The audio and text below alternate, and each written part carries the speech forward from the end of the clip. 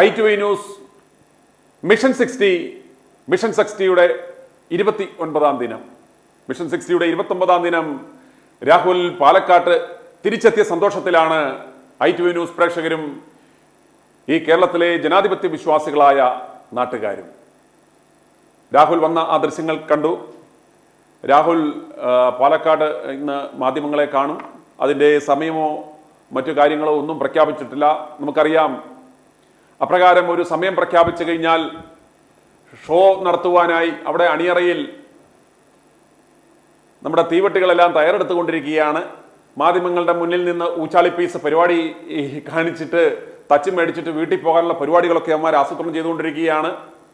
അതുപോലെ തന്നെ നമ്മൾ ഏറ്റവും ശ്രദ്ധിക്കേണ്ടുന്ന ഒരു കാര്യം, പാലക്കാട്ടെ മണ്ഡലം കൺവെൻഷനുകളും ബൂത്ത് തല കൺവെൻഷനുകളും ഒക്കെ ഇന്നലെ ആരംഭിച്ചു.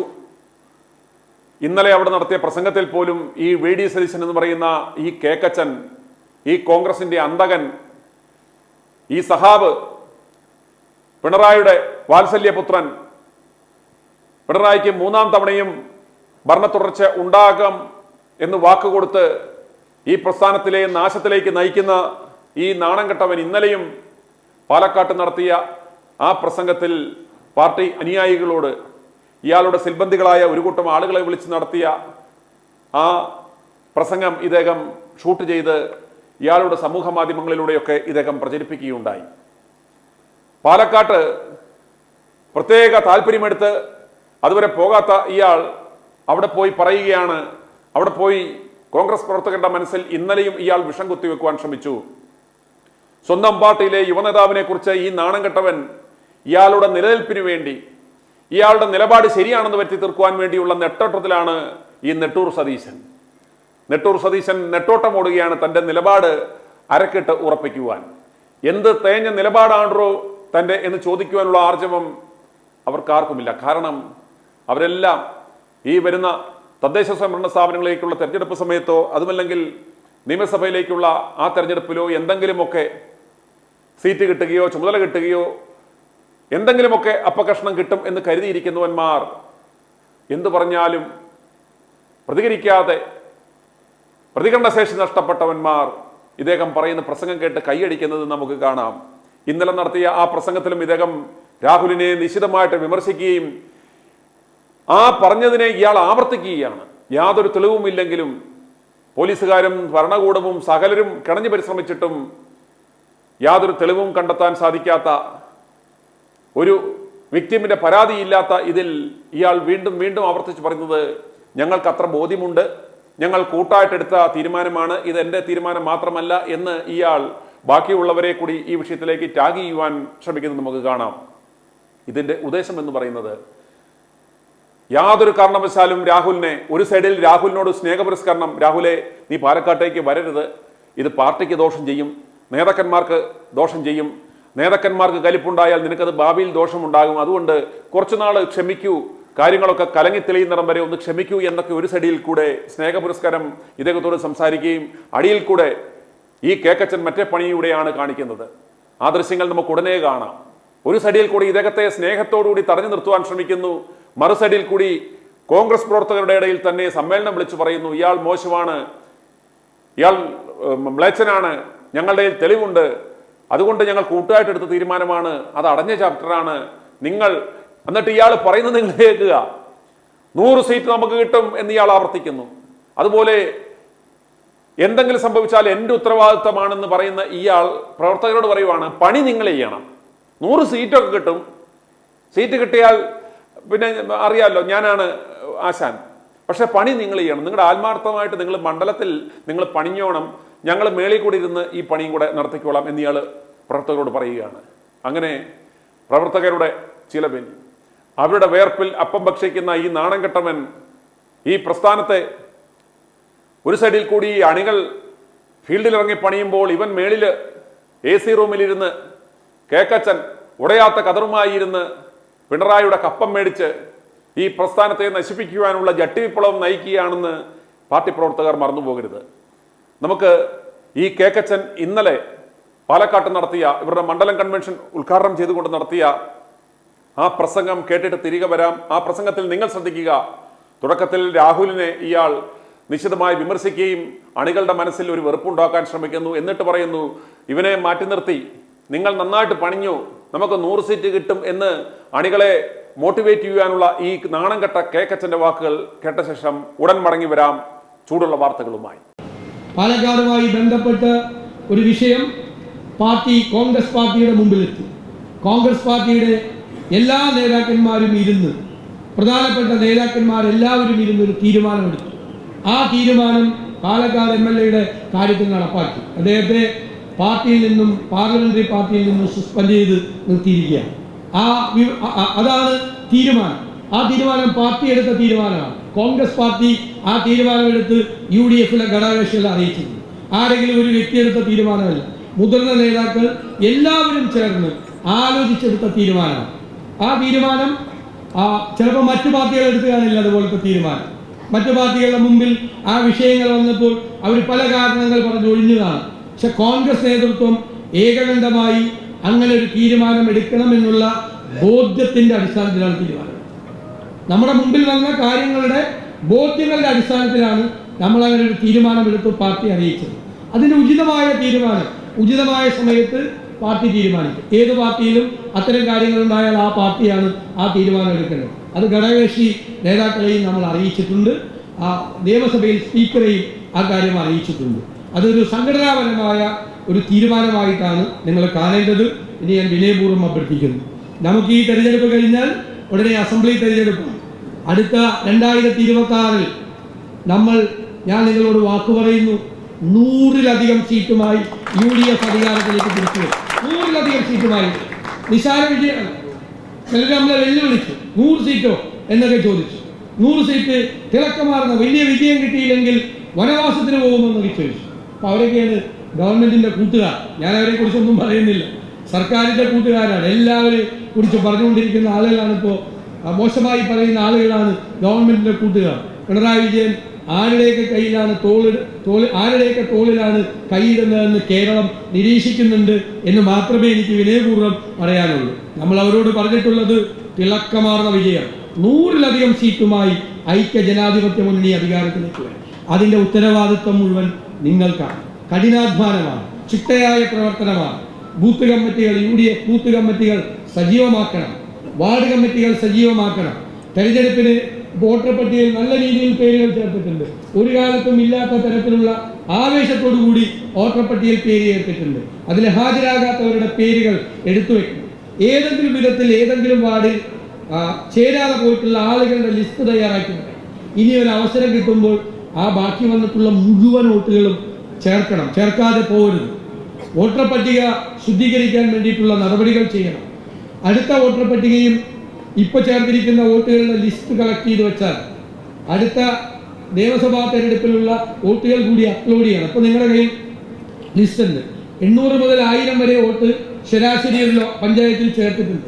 ചിലർക്ക് അത് 1500 വരെ പോയിട്ടുണ്ട്. അതായത് അതിന്റെ അർത്ഥം 10,000-ന് മീതെ വോട്ട് എല്ലാ നിയോജക മണ്ഡലത്തിലും ലോക്കൽ ബോഡിയിൽ ചേർത്തിട്ടുണ്ട്. അത്ര വോട്ട് അസംബ്ലിയിൽ ചേർക്കാൻ ഉണ്ടാകും. അത് മറക്കരുത്. പാലക്കാട് പാർലമെന്റ് ഇലക്ഷൻ വോട്ട് ചേർത്തതിന് ശേഷം ഉടനെ വന്ന അസംബ്ലി തെരഞ്ഞെടുപ്പിലും നമുക്ക് 6000 വോട്ട് ചേർക്കേണ്ടി വന്നു. ഇല്ലേ? അതിനർത്ഥം പാർലമെന്റ് ഇലക്ഷന് മുഴുവൻ ചേർത്തിട്ടുണ്ടായിരുന്നില്ല. ഇല്ലെങ്കിൽ ഈ ഭൂരിപക്ഷം പിന്നെയും കൂടിയ നഷ്ടീകരണമുണ്ട് ചേർത്തിരുന്നെങ്കിൽ. അപ്പൊ ആ വോട്ട് ചേർക്കണം. എല്ലാ നിയോജക മണ്ഡലങ്ങളിൽ വോട്ട് ചേർക്കണം. ഞാൻ പറയുന്നു, പാലക്കാട് ജില്ലയിൽ അത്ഭുതകരമായ വിസ്മയകരമായ വിജയങ്ങൾ നമുക്കുണ്ടാവും, ഒരു സംശയമില്ല. നിങ്ങൾ പ്രതീക്ഷിക്കാത്ത സീറ്റുകൾ പോലും ഈ ജില്ലയിൽ ജയിക്കുന്ന ഒരു രാഷ്ട്രീയ സാഹചര്യം ഉണ്ട്. ഞാൻ എല്ലാ കാര്യങ്ങളും ഈ യോഗത്തിൽ തുറന്നു പറയാൻ കഴിയില്ല. നേതാക്കളോട് ഞങ്ങൾ സംസാരിക്കുന്നുണ്ട്, ആലോചിക്കുന്നുണ്ട്. നല്ല രീതിയിലുള്ള പ്രവർത്തനം നടത്തിയാൽ നല്ല പിന്തുണ എല്ലാ ഭാഗത്തു നിന്നും നമുക്കുണ്ടാകും. ഞാൻ ഈ പ്രാവശ്യത്തെ തെരഞ്ഞെടുപ്പിൽ CPM-ന്റെ സഹയാത്രികരിൽ നിന്ന് UDF-ന് അനുകൂലമായ വോട്ടുകൾ കിട്ടുമെന്ന യാതൊരു സംശയവും നിങ്ങൾക്ക്. നമ്മളെക്കാൾ കൂടുതൽ ആവേശത്തോടെ ഈ സർക്കാർ തുടരരുത് എന്ന് ആഗ്രഹിക്കുന്നത് ഈ നാട്ടിലെ നല്ല കമ്മ്യൂണിസ്റ്റുകാർ കുറെ പേരുണ്ടല്ലോ. നിങ്ങൾക്കറിയാമല്ലോ, പാലക്കാടുണ്ടല്ലോ നല്ല കമ്മ്യൂണിസ്റ്റുകാർ. അവരാഗ്രഹിക്കുന്നത് ഒരു കാരണവശാലും ഈ ഗവൺമെന്റ് അധികാരത്തിൽ വരരുന്ന ഇടതുപക്ഷ സഹയാത്രികരായിരുന്ന ആളുകൾ, ബുദ്ധിജീവികളായിരുന്ന ആളുകൾ, സാംസ്കാരിക പരിസരത്ത് പ്രവർത്തിക്കുന്ന ആളുകൾ, അവരെല്ലാം കേരളത്തിന്റെ മനസ്സുപോലെ എല്ലാവരും ആഗ്രഹിക്കുന്നു ഇവർ അധികാരത്തിലേക്ക് തിരിച്ചു വരുന്നു. അപ്പോൾ അതിനുവേണ്ടി നമുക്കാണ് അസൈൻമെന്റ്, നമുക്കാണ് നിയോഗം. അതിനുവേണ്ടി പ്രവർത്തിച്ച് കഠിനാധ്വാനം ചെയ്ത് അതാത് സ്ഥലങ്ങളിൽ മുഴുവൻ നേതാക്കന്മാർ അവരവരുടെ ബൂത്തുകളിൽ, അവരവരുടെ വാർഡുകളിൽ പ്രവർത്തനങ്ങൾക്ക് നേതൃത്വം കൊടുക്കുകയും അതാത് പഞ്ചായത്തുകളിൽ എല്ലാ സഹായവും ചെയ്തു കൊടുത്തുള്ള ഒരു കൂട്ടായ പ്രവർത്തനം ഈ തെരഞ്ഞെടുപ്പുകളിൽ ഉണ്ടാകണം എന്ന് ഞാൻ വിനയപൂർവ്വം അഭ്യർത്ഥിച്ചുകൊണ്ട് നിങ്ങൾക്ക് അതിന് കഴിയും എന്ന ഉറച്ച വിശ്വാസത്തോടുകൂടി നിങ്ങളെ അതിന്റെ മുഴുവൻ ചുമതലയെ പൂർണ്ണ വിശ്വാസത്തോടെ ഏൽപ്പിക്കട്ടെ.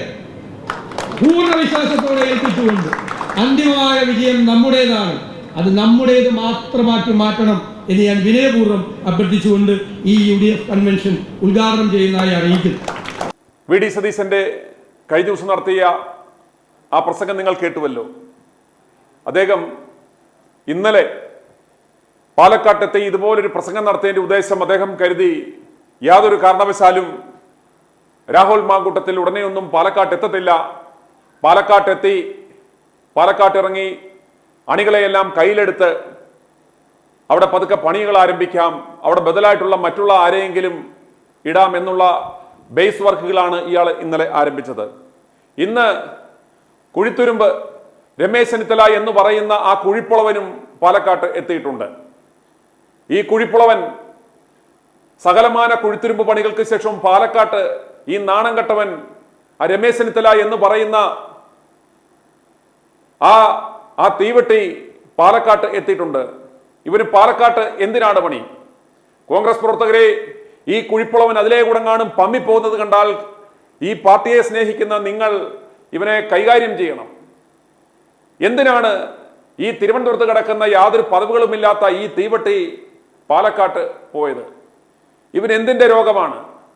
ഈ നാണം കെട്ടവൻ പറഞ്ഞാൽ ഏതെങ്കിലും ഒരു പാർട്ടി പ്രവർത്തകൻ അല്ലെങ്കിൽ കോൺഗ്രസ് പ്രവർത്തകർ ഉള്ള വോട്ടുകളൂടെ പോകും.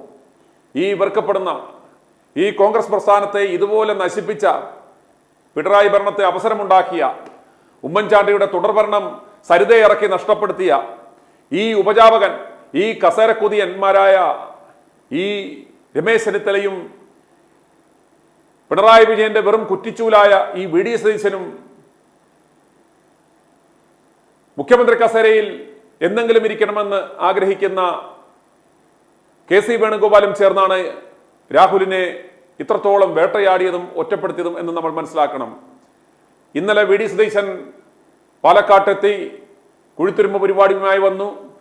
ഇന്ന് രമേശ് ചെന്നിത്തല എന്ന് പറയുന്ന ആ തീപ്പെട്ടി, ആ കുഴിപ്പുളവൻ പാലക്കാട്ട് സമാന്തര പരിപാടികളായി നടത്തുന്നു. പാലക്കാട്ടെ കാര്യം നോക്കുവാൻ അവിടെ VK ശ്രീകണ്ഠനെ പോലെയുള്ള മുതിർന്ന നേതാക്കന്മാരുണ്ട്. അതുപോലെ രാഹുൽ മാങ്കൂട്ടത്തിൽ അവിടെ MLA ഉണ്ട്. അവരെല്ലാം ഉണ്ടായിരിക്കെ ഇതുപോലൊരു ക്രൈസിസിൽ കഴിഞ്ഞ 38 ദിവസങ്ങൾ അദ്ദേഹത്തിന് മണ്ഡലത്തിൽ പ്രവേശിക്കാതിരിക്കുവാനുള്ള അവസരങ്ങളെല്ലാം ഉണ്ടാക്കിയിട്ട് പാലക്കാട്ട് 38 ദിവസം ഒരു പൊളിറ്റിക്കൽ വാക്വം സൃഷ്ടിച്ച ഈ നാണം കെട്ടവന്മാർ എന്താവശ്യത്തിനാണ് പാലക്കാട്ടെത്തിയത്? ഇവന്മാർ ദുരുദ്ദേശത്തോടുകൂടി മാത്രമാണ് അവിടെ വന്നത്. എന്തോ അട്ടിമറി പ്ലാൻ ചെയ്യുവാൻ വേണ്ടി മാത്രമാണ് ഈ നാണം കെട്ടവന്മാർ അവിടെ തമ്പടിക്കുന്നത് എന്ന് നിങ്ങൾ മനസ്സിലാക്കുക. സ്വന്തം വീട്ടുകാർ പോലും ഇഷ്ടപ്പെടാത്ത, ഇവൻ പറഞ്ഞാൽ സ്വന്തം കുടുംബക്കാർ പോലും വോട്ട് ചെയ്യാത്ത ഈ രമേശ് ചെന്നിത്തല എന്ന് പറയുന്ന ഈ കോൺഗ്രസിന്റെ അന്തകൻ, ഈ കസേരക്കൊതിയൻ എന്തിനാണ് പാലക്കാട്ട് കിടന്ന് കറങ്ങുന്നത്? ഈ പ്രസ്ഥാനത്തെ ഇഷ്ടപ്പെടുന്ന പ്രവർത്തകർ ഇവനെ കാണുമ്പോൾ ചോദിക്കണം, നിനക്കൊക്കെ നാണമില്ലടാ, ഇത്രയും പ്രായമായില്ലേടാ, ഈ കതറൊക്കെ ഊരി വെച്ചിട്ട് നിനക്കൊക്കെ പോയി വല്ല കൊട്ടൻ ചുക്കാതി തൈലവും തേച്ച് വല്ല കാശിക്കും പൊക്കൂട്ട് ചെറുപ്പക്കാർ നയിക്കട്ടെ എന്ന് നിങ്ങൾ പറയണം. നമുക്ക് ആ നാൾ വഴികൾ നമ്മൾക്ക് നോക്കാം. രാഹുൽ മാങ്കൂട്ടത്തിൽ ഓഗസ്റ്റ് 17-നാണ് പാലക്കാട് നിന്നും പോയത്. ഓഗസ്റ്റ് 20-നാണ് ഒരു യുവതിയെ ഇറക്കി ഇത്തരത്തിലുള്ള ആരോപണങ്ങൾ ഈ കേക്കച്ചനും സംഘവും നടത്തിയത്. ഓഗസ്റ്റ് 21-ന് രാഹുൽ മാങ്കൂട്ടത്തിൽ മാധ്യമങ്ങളെ കണ്ട് തന്റെ നിലപാട് എന്താണ് യഥാർത്ഥത്തിൽ സംഭവിച്ചത് എന്ന് അദ്ദേഹം 21-ാം തീയതി പറഞ്ഞു. ഓഗസ്റ്റ് 25-ന് രാഹുലിനെ കോൺഗ്രസിൽ നിന്ന് സസ്പെൻഡ് ചെയ്തതായി ഈ അരമനക്കിങ്ങിണി പ്രഖ്യാപിച്ചു. പക്ഷെ അതിനു മുമ്പേ നമുക്കറിയാം, ഈ അരമനക്കിങ്ങിണി അത് പ്രസ്താവിക്കുന്നതിന് മുമ്പേ കേക്കച്ചൻ പ്രഖ്യാപിച്ചിരുന്നു രാഹുലിനെതിരെ ശക്തമായ നടപടി ഉണ്ടാവും, മുഖം നോക്കാതെ നടപടി ഉണ്ടാകുമെന്ന്. ആദ്യമേ ഇയാൾ തന്നെ അത് വ്യക്തമാക്കിയിരുന്നു. അത് അരമനക്കിങ്ങിണി 25-ാം തീയതി ഏറ്റുപറഞ്ഞു. അദ്ദേഹം സെപ്റ്റംബർ 15-ന് നിയമസഭയിൽ എത്തി. അദ്ദേഹം നിയമസഭയിൽ പ്രവേശിക്കാൻ പാടില്ല എന്ന തരത്തിൽ വലിയ പ്രതിബന്ധങ്ങൾ ഈ കേക്കച്ചനും സംഘവും ഉണ്ടാക്കി. പക്ഷേ സെപ്റ്റംബർ 15-ന് തന്നെ അദ്ദേഹം നിയമസഭയിൽ എത്തി. സെപ്റ്റംബർ 17-ന് ഇദ്ദേഹം ശബരിമലയിൽ പോയി. അദ്ദേഹം ആ ശബരിമല ദർശനം നടത്തുന്നതും ഈ മുട്ടൽ മരമുറി കൊള്ളക്കാരന്മാരുടെ മാധ്യമങ്ങൾ അത് ആഘോഷമാക്കി. അവിടെയും അദ്ദേഹത്തെ വേട്ടയാടി. അങ്ങനെ സെപ്റ്റംബർ 24-ാം തീയതി നീണ്ട 38 ദിവസങ്ങൾക്ക് ശേഷം രാഹുൽ പാലക്കാട്ട് തിരികെ എത്തിയിരിക്കുകയാണ്. ഓർക്കുക, 38 ദിവസം. ഈ 38 ദിവസം പാലക്കാട്ടെ ജനങ്ങൾക്ക് അവരുടെ MLA ഇല്ലാതാക്കി. ഒരു നാഥനില്ലാത്ത അവസ്ഥ 38 ദിവസം അവിടെ സംജാതമാക്കി. ഈ 38 ദിവസം ഈ മണ്ടന്മാർ ഓർക്കണം, ഇതുകൊണ്ട് എന്ത് നേട്ടം ഉണ്ടായി, ആർക്കുണ്ടായി? കോൺഗ്രസ് പ്രസ്ഥാനത്തെ, ആ പ്രസ്ഥാനത്തിലെ ഒരു യുവ നേതാവിനെ, ഒരു മിടുക്കനായ ചെറുപ്പക്കാരനെ, വരുന്ന തെരഞ്ഞെടുപ്പുകളിൽ മുന്നണി പോരാളിയായി ഇറക്കാമായിരുന്ന ആ നേതാവിൻ്റെ മേൽ ആരോപണം നടത്തി അദ്ദേഹത്തെ നശിപ്പിക്കുവാനുള്ള തിരക്കഥയന്മാർ കൂടി തയ്യാറാക്കി. ഇക്കാര്യം വിളിച്ചു പറയുവാനുള്ള യുവതികളെ തയ്യാറാക്കി. എല്ലാം ആസൂത്രണം ചെയ്ത് 38 ദിവസം പിന്നിടുമ്പോൾ ഈ 38 ഡേയ്സിന്റെ ഒരു ഇവാലുവേഷൻ നമ്മൾ നോക്കുമ്പോൾ നേട്ടന്മാർക്ക്, കോട്ടന്മാർക്ക് യാതൊരു സംശയവും വേണ്ട. സ്ത്രീപക്ഷത്ത് നിന്ന് നിൽക്കുന്ന ഒരു പാർട്ടി, സ്ത്രീകൾക്കെതിരെ അതിക്രമം ഉണ്ടാകുമ്പോൾ ശക്തമായ നടപടിയെടുക്കുന്ന ഒരു പാർട്ടി എന്ന ഇമേജ് ഉണ്ടാക്കുവാൻ ശ്രമിച്ച കേക്കച്ചൻ ഇപ്പോൾ എവിടെ നിൽക്കുന്നു? ഇവനെ കേരളത്തിലുള്ള, അതല്ലെങ്കിൽ ലോകമെമ്പാടുമുള്ള സകല മലയാളികളായിട്ടുള്ള അമ്മമാരും സഹോദരിമാരും ഏറ്റവും കൂടുതൽ വെറുക്കപ്പെടുന്നവൻ ഏതാണെന്ന് ചോദിച്ചാൽ സംശയലേശമെന്നെ പറയും കേക്കച്ചൻ എന്ന്. അതുപോലെ രാഹുൽ മാങ്കൂട്ടത്തെ സംബന്ധിച്ചിടത്തോളം ഈ കേക്കച്ചന്റെയും സംഘത്തിന്റെയും പീഡനത്തിന് ഒരു ഇരയായി എന്ന ഒരു ഇരയുടെ പരിവേഷൻ രാഹുലിനും ലഭിച്ചു. അൾട്ടിമേറ്റ്ലി നമ്മൾ നോക്കുമ്പോൾ ഇതിന്റെ രാഷ്ട്രീയ മൈലേജ് എന്ന് പറയുന്നത് CPM-ന് തന്നെയാണ്. പിണറായി വിജയൻ സർക്കാരിന്റെ ആ ആന്റി ഇൻകംബൻസി ഫാക്ടർ ഈ 38 ദിവസം കൊണ്ട് ഡൈല്യൂട്ട് ചെയ്ത് ഇത് കോൺഗ്രസിനോടുള്ള അതേ ഏത് രീതിയിലായിരുന്നോ പിണറായി സർക്കാരിനെ ജനങ്ങൾ വെറുത്തത്, അത് 0 ലെവലിലെത്തി. ആ വെറുപ്പ് മുഴുവൻ ഈ കേക്കച്ചനോടും കോൺഗ്രസ് നേതൃത്വത്തോടും ഉള്ള ആ ഒരു വെറുപ്പായി ഒരു പൊതുജന വികാരം മാറി. ഈ 38 ദിവസം ഉണ്ടായ ഈ ക്യാമ്പയിൻ കൊണ്ട് അവർക്ക് ഉണ്ടായ നേട്ടം എന്ന് പറയുന്നത് കഴിഞ്ഞ 9.5 കൊല്ലത്തെ ആ ദുർഭരണത്തിന്റെ ആ സകല വേസ്റ്റുകളും അത് കുത്തി ഒലിപ്പിച്ച് ഈ വിഷയം കൊണ്ടുപോയി. ജനങ്ങൾ ഇതിനെ വളരെ വൈകാരികമായി ഏറ്റെടുത്തു. സാധാരണഗതിയിൽ ഇത്രയും, എനിക്ക് തോന്നുന്നു എൻ്റെയൊക്കെ പ്രായത്തിൻ്റെ ഇടയിൽ വെച്ച് നോക്കിക്കഴിയുമ്പോൾ ഇത്രയും വൈകാരികമായ, ഇത്രയും ഒരു ലോങ് പീരീഡ്, ഒരു 38 ദിവസത്തോളം ഒരേ ആവശ്യത്തോടെ ജനങ്ങൾ നിന്ന ഏതെങ്കിലും ഒരു വിഷയമോ ഏതെങ്കിലും ഒരു നേതാക്കന്മാർക്ക് വേണ്ടിയോ ആരെങ്കിലും ഇതുപോലെ കണ്ടിന്യൂസ് ആയി നിന്നോ എന്ന് ചോദിച്ചാൽ എൻ്റെ ഓർമ്മയിൽ ഇല്ല. കാരണം ജനങ്ങൾ ഈ വിഷയത്തെ അതുപോലെ വൈകാരികമായി എടുത്തു. രാഹുലിനെ സംബന്ധിച്ചിടത്തോളം ഒരു രാഷ്ട്രീയ പ്രവർത്തകൻ എന്ന നിലയ്ക്കപ്പുറം ഒരു സഹോദരൻ, ഒരു മകൻ, ഒരു സ്നേഹിതൻ, അങ്ങനെ ഓരോരുത്തരെ സംബന്ധിച്ചിടത്തോളം ഓരോ വിധത്തിലാണ് അവരതിനെ കരുതിയത്. അന്നേരം അപ്രകാരം ഓരോ കുടുംബത്തിലെയും ഒരു അംഗമായി മാറാൻ കഴിഞ്ഞ അദ്ദേഹത്തിൻ്റെ മണ്ഡലത്തിൽ അടൂരിലോ അല്ലെങ്കിൽ അദ്ദേഹത്തിൻ്റെ പത്തനംതിട്ട ജില്ലയിലോ പാലക്കാട്ടോ അല്ല, ലോകമെമ്പാടുമുള്ള മലയാളികളുള്ള ഏതൊരു കോണ്ടിനെന്റിലും ഓരോരുത്തരുടെയും വീട്ടിൽ ഒരു അംഗം പോലെ ഒരു സ്നേഹിച്ച ഒരു വ്യക്തിയാണ് രാഹുൽ എന്ന ഒരു സത്യം ഈ 38 ദിവസം കൊണ്ട് നമുക്ക് മനസ്സിലായി. രാഹുലിനെ സംബന്ധിച്ചിടത്തോളം ഇതൊരു പീഡന കാലഘട്ടമായിരുന്നു എങ്കിലും അദ്ദേഹത്തിൻ്റെ മാറ്റേറിയ ഒരു സമയം, ഈ 38 ദിവസത്തെ ഒരു പ്രോസസ്സിംഗ് വഴി ഏറ്റവും വീര്യമേറിയ ഒരു ശോഭയേറിയ ഒരു രാഹുൽ മാങ്കൂട്ടത്തിൽ എന്ന ഒരു പൊസിഷനിങ്ങിലേക്ക് അറിഞ്ഞോ അറിയാതെയോ മാറി. രാഹുൽ അത് അറിയുന്നോ, അതിൻ്റെ വില മനസ്സിലാക്കുന്നുണ്ടോ എന്ന് അറിയില്ല. രാഹുൽ ഒരു കാര്യം മനസ്സിലാക്കേണ്ടുന്നത്, രാഹുലിന് വേണ്ടി ശബ്ദിച്ച ഓരോ ജനങ്ങളും ഈ വിഷയത്തിൽ രാഹുൽ വെറും ഇന്നസെന്റ് ആണ്, അല്ലെങ്കിൽ വളരെ ഈ വിഷയത്തിൽ ഒരു തെറ്റും ചെയ്യാത്ത ആളാണെന്ന് ഒന്നും കരുതുന്ന ആളുകളല്ല. പ്രായത്തിൻ്റെതായ ചില അപക്വതകൾ ഉണ്ടായേക്കാം, ചില വീഴ്ചകൾ സംഭവിച്ചേക്കാം. ഇതൊക്കെ സംഭവിച്ചിട്ടുണ്ട് എന്ന് തന്നെ കരുതുന്നു. ഈ കേക്കച്ചനും സംഘവും വരുത്തി തീർക്കുവാൻ ശ്രമിക്കുന്നത് അതുതന്നെയാണ്. ഇദ്ദേഹത്തിന് ഇങ്ങനെയൊക്കെയുള്ള ചില സ്വഭാവ സവിശേഷതകളുണ്ട് എന്ന് വരുത്തി തീർക്കുവാനും അരക്കിട്ട് ഉറപ്പിക്കുവാനും ശ്രമിക്കുന്നത് അതുണ്ട് എന്ന് മനസ്സിലാക്കി തന്നെയാണ് ഈ ജനങ്ങൾ താങ്കളെ സ്നേഹിക്കുന്നത്. അതുകൊണ്ട് കേക്കച്ചനും നാണംകെട്ട കേക്കച്ചനും ഈ നാറിയ കോൺഗ്രസ് നേതാക്കന്മാരും അതിനുവേണ്ടി ഈ കടന്ന് മെനക്കെടരുത്, മെഴുകാൻ നോക്കേണ്ട. രാഹുലിനെ സംബന്ധിച്ചിടത്തോളം അയാളൊരു പരിശുദ്ധനാണ്, 916 കാരറ്റിൽ തിളങ്ങുന്ന ഒരു ഒരു ഒരു ഒരു മനുഷ്യനാണ് എന്നൊന്നുമല്ല ഞങ്ങൾ ആരും പറയുന്നത്. ഇവിടെ ചർച്ച ചെയ്യപ്പെട്ടത്, ഇവിടെ പാളിപ്പോയത്, ഇവിടെ പരാജയപ്പെട്ടു പോയത് ബുദ്ധിശൂന്യരായ ഈ കോൺഗ്രസ് നേതാക്കന്മാരുടെ നിലപാട്, അവന്മാരുടെ നാറിയ നിലപാട്. ചില നിലപാടെന്ന് പറഞ്ഞാൽ ആ നാറിയ നിലപാടിലുള്ള ഒരു വീഴ്ചയാണ് നിങ്ങൾക്ക് ബൂമറാങ്ങായത്. അത് നിങ്ങൾ തിരിച്ചറിയണം. അത് നമ്മൾ ആവർത്തിച്ചതാണ്. എവിടെയാണ് വീഴ്ച സംഭവിച്ചത്? ഇതുപോലെ ഒരു ആരോപണം വരുമ്പോൾ സാധാരണഗതിയിൽ ഏതൊരു പ്രസ്ഥാനമായിക്കോട്ടെ, ശത്രുക്കളാണെങ്കിൽ പോലും അവരെ ചേർത്ത് നിർത്തും. ഇവിടെ ചേർത്തൊന്നും നിർത്തണ്ടായിരുന്നില്ല. ആരോപണം വരുമ്പോൾ അദ്ദേഹത്തിന് പറയാമായിരുന്നു, ആരോപണമുള്ളവർ, പരാതിയുള്ളവർ നിങ്ങളുടെ അടുത്ത പോലീസ് സ്റ്റേഷനിൽ വിശദമായ പരാതി എഴുതി നൽകുക, പോലീസ് അത് അന്വേഷിക്കട്ടെ, വിശദമായി അന്വേഷിക്കട്ടെ, അവർ റിപ്പോർട്ട് കോടതിയിൽ സമർപ്പിക്കട്ടെ, കോടതി തീരുമാനിക്കട്ടെ ഇദ്ദേഹം കുറ്റക്കാരനാണോ അല്ലയോ എന്ന്. കുറ്റക്കാരനാണെങ്കിൽ ആ നിമിഷം ഇയാളെ ഞങ്ങൾ പാർട്ടിയിൽ നിന്നും എല്ലാ പദവികളിൽ നിന്നും സസ്പെൻഷനല്ല, ഡിസ്മിസ് ചെയ്യും. യാതൊരു തരത്തിലും അദ്ദേഹത്തെ ഞങ്ങൾ കൂടെ നിർത്തത്തില്ല. എന്ത് പ്രായശ്ചിത്തം വേണമെങ്കിലും പാർട്ടി ചെയ്യും. അതുവരെ ഇയാളെ ഞങ്ങൾ സംരക്ഷിക്കും, ഇദ്ദേഹം ഞങ്ങളുടെ പാർട്ടാണ് എന്ന് പറയുകയായിരുന്നുവെങ്കിൽ ഇവന്മാരുടെ ലെവൽ ഇവിടെ പോകുമായിരുന്നു.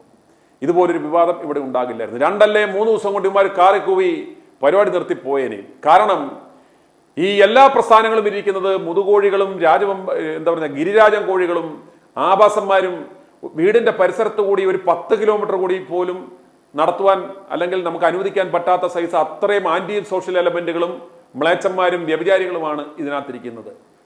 ഇത്രയും വൃത്തികെട്ടന്മാർക്ക് ഇരിക്കാമെങ്കിൽ, എടാ നിനക്കൊക്കെ ധൈര്യം ഉണ്ടല്ലോ, ആദ്യമേ അവനെയൊക്കെ രാജിവെപ്പിക്കടാ, അടുത്ത ദിവസം ഞങ്ങൾ രാജിവെപ്പിക്കും എന്ന് പറയേണ്ടിരുന്ന ഈ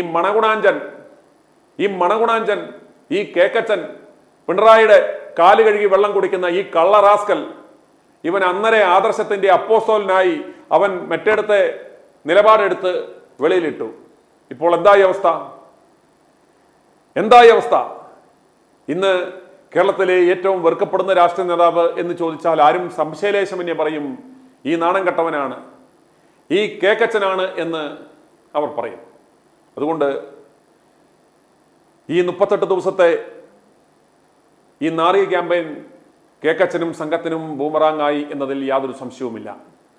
പക്ഷെ സ്വന്തമായി നാറുമ്പോഴും, സ്വന്തമായി അഴുകുമ്പോഴും, സ്വന്തമായി അഴുകി ദുർഗന്ധം വമിക്കുമ്പോഴും ഈ കേക്കച്ചൻ ആനന്ദത്തിൽ ആറാടുകയാണ്. അവന്റെ മുഖഭാവവും ബോഡി ലാംഗ്വേജും ഒക്കെ ശ്രദ്ധിച്ചു കഴിഞ്ഞാൽ കാണാം, ഇതിലും എത്രയോ വലിയ നാരത്തരങ്ങൾ ഞാൻ ചെയ്തിരിക്കുന്നു. കഴിഞ്ഞ 25 കൊല്ലം എന്തൊക്കെയോ പിതൃശൂന്യപരമായ കാര്യങ്ങൾ ഞാൻ ചെയ്തിട്ടും ആരും അത് തിരിച്ചറിയാതെ എന്നെ ജയിപ്പിച്ചുവെങ്കിൽ ഇത്തവണയും എന്നെ ഇടതുപക്ഷം കൈവിടില്ല, എൻ്റെ മണ്ഡലത്തിൽ ഇവന്മാർ എന്നെ ജയിപ്പിക്കും എന്ന ശുഭാപ്തി വിശ്വാസത്തിലാണ് കേക്കച്ചൻ. ഈ ക്യാമ്പയിൻ്റെ ഈ പ്രശ്നം പരിഹരിക്കാതെ ഇതിപ്പോൾ രാഹുൽ മാങ്കൂട്ടത്തിൽ വന്നു.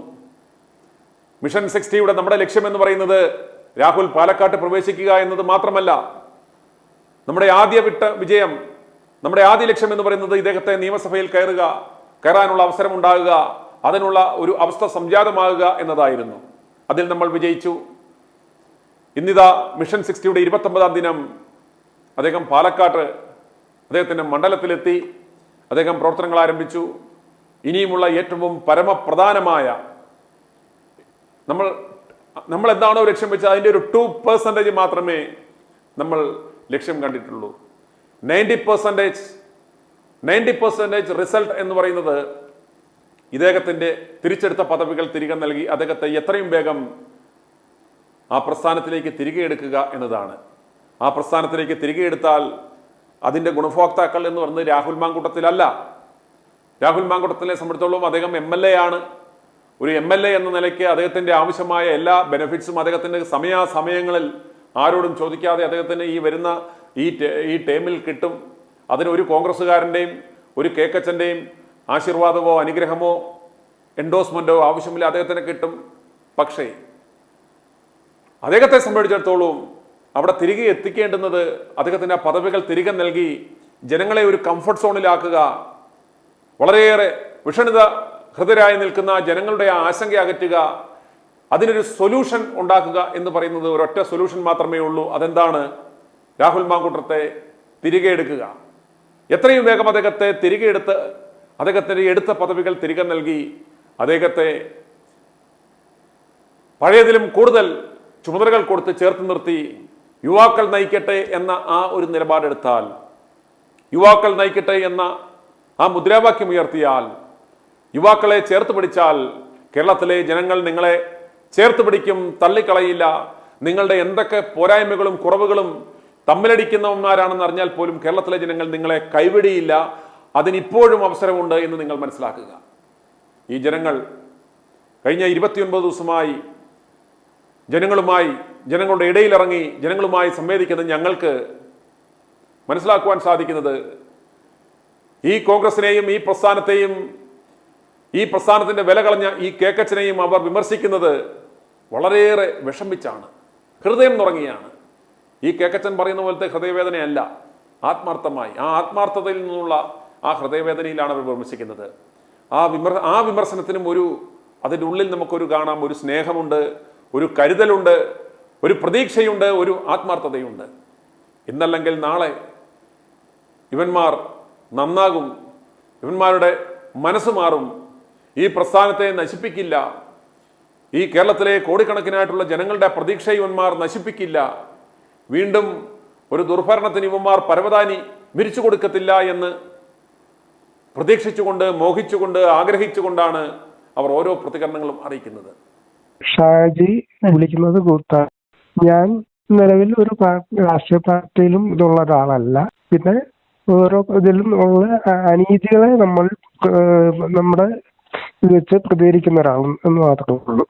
അപ്പൊ അതനുസരിച്ച് പ്രതിപക്ഷ നേതാവ് കഴിഞ്ഞ 9.5 വർഷമായിട്ട് നാടിനോ ഒരു ഗുണവുമില്ലാതെ പ്രതിപക്ഷ LDFന്റെ പണവും വാങ്ങി കോൺഗ്രസിനെ നശിപ്പിക്കുന്ന ഇയാള് ശരിക്കും പറഞ്ഞാൽ MLA സ്ഥാനം രാജിവെച്ച് പുറത്തു പോവുക, ജനങ്ങളോടൊരു മാപ്പ് പറഞ്ഞു. അതായത് പുള്ളിയെ കൊണ്ട് യാതൊരു നാടിനോ ജനങ്ങൾക്കോ ഒരു ഉപകാരം ഇല്ലാത്ത ഇദ്ദേഹം ജനങ്ങളോട് മാപ്പ് പറഞ്ഞു പുറത്തു പോകണം എന്നുള്ളതാണ് എൻ്റെ ഒരു അഭിപ്രായം. കാരണം എന്ന് വെച്ച് കഴിഞ്ഞാൽ ഒരു പ്രതിപക്ഷ നേതാവ് എന്നുള്ള ഒരു ഇത് പുള്ളിയെ കൊണ്ട് ചെയ്യാൻ പറ്റുന്നില്ല. അത് പോരാഞ്ഞ് സ്വന്തം പാർട്ടിയിൽ നിന്നുകൊണ്ട് സ്വന്തം ഒരു അംഗത്തെ പോലും നിർത്താനുള്ള ഒരു തന്നിടം പോലും ഇല്ലാതെ ഹൈക്കമാൻഡും കോൺഗ്രസും എല്ലാം ഞാൻ തന്നെ എന്നൊരു അവസ്ഥയാണ് ഈ പ്രതിപക്ഷ നേതാവ് ഇപ്പോൾ ചെയ്തുകൊണ്ടിരിക്കുന്നത്. പിന്നെ ഇതിനകത്ത് മറ്റൊരു വിഷയം എന്ന് വെച്ച് കഴിഞ്ഞാൽ ഇതിനകത്ത് UDF എന്ന ഒരു ഇതിൽ നിൽക്കുന്ന ഘടകകക്ഷികൾ പോലും ഈ ഒരു വിഷയം 1 മാസത്തോളമായിട്ട് നിന്നിട്ടും ഒരു പ്രതികരിക്കാത്തൊരു സംഭവം എന്താണെന്നും ഒരു മനസ്സിലാകുന്നില്ല. അവര് ഇനിയിപ്പോ കോൺഗ്രസിന്റെ ഇങ്ങനത്തെ ഒരു അവസ്ഥയില് മറ്റ് മറുകണ്ഠം ചാടി LDFക്ക് പോകാനാണോ എന്ന് പോലും നമുക്കൊരു സംശയം തോന്നുന്നു.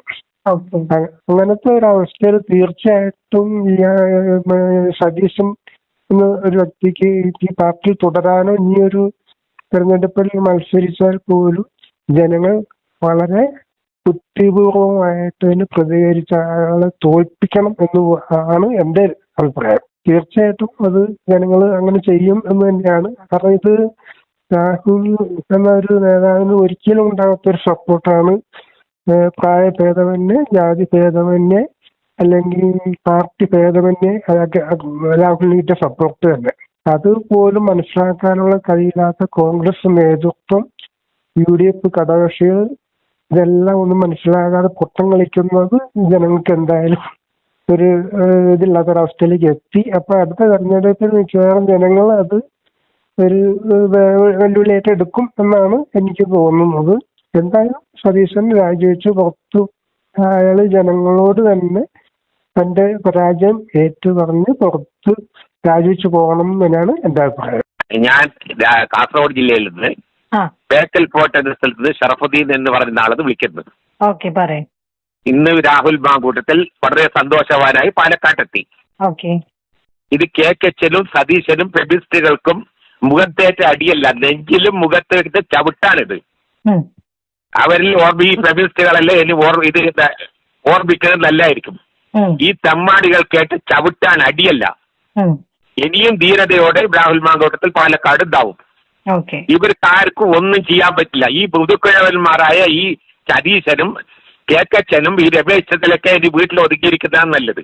ഒരു കാരണവശാൽ ഇവരെ പിന്നെ UDF ജയിച്ചവരാണെങ്കിൽ ഇവരാരും അധികാരത്തിൽ മുഖ്യമന്ത്രി സ്ഥാനത്തേക്ക് വരാൻ പാടില്ല. അത്തരം നീച്ചരും നികൃഷ്ടരുമായാണ് ഇവര് പിണറായി വിജയന്റെ കാശും വാങ്ങിയിട്ടാണ് ഈ കോൺഗ്രസിനെ നശിപ്പിക്കാൻ നടക്കുന്നത്. അപ്പൊ അതിന് കൊടുത്ത ഒരു ചവിട്ടാണിത്, അടിയല്ല. മുഖത്ത് നെഞ്ചിലേറ്റ ചവിട്ടാണ്. ഈ ഫെമിനിസ്റ്റുകൾക്കും സതീശനും എന്നെ കൂടിക്കൊണ്ട് നടക്കും. അവർ പിന്നെ ചന്തിയിൽ പേടിട്ടിട്ട് നടക്കേണ്ടി വരും. അവർക്ക് വേറെ ഇളക്കം തുടങ്ങിയിരിക്കുന്നു. അത്രയും വൃത്തികെട്ടവന്മാരാണ് അവര്.